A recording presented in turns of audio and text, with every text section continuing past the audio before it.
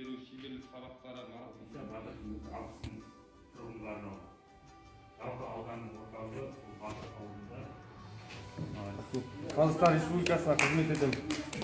Ассалаумағалейкум құрметті қазақстандықтар. Бүгінгі волонтерлар жылы өте салтанатты болып жатыр. Барша волонтерларды және еріктілерді осы еріктілер жылымен құттықтаймыз. Әрине бұл еріктілер жылы өткенімен жақсылық өткен жоқ. Алдағы уақытта үлкен істер жасап, осындай жақсы қайырлы істерді баршамызға Аллах нәсіп етсін. Марапаттарыңызға рахмет.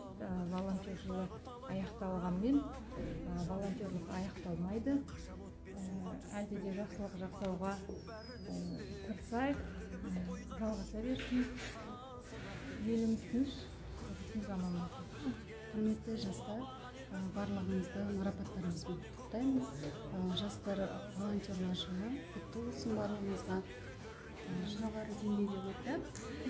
Бүгін міне облыс әкімі атымен марапатталып жатыр. Көп рахмет. Марапат мерейді өсіреді. Енді бұйырса алдағы уақытта да еріктілігімізді жалғастырып, жақсылықтан жақсылыққа өрбей берсін. Еліміз аман, жұртымыз тыныш болсын. Елімізде тек жақсылықтар болсын. Волонтерлық жұмыста алға қарай жалғастыра берейік. Қазақстан Республикасының тәуелсіздігіне қарсаңында облыс әкімі еріктілердің атынан еріктілер жылы аясында марапатталып жатыр екен. Мыңда рахмет айтамын. Еріктілер жылында еңбегімізді елеп жатқан дақтарға батыстарға рахмет. Еліміз аман жүрсін, тыныш болсын, пандемиядан аман есен өтіп, 2022 жылы тек жақсы болмаймыз.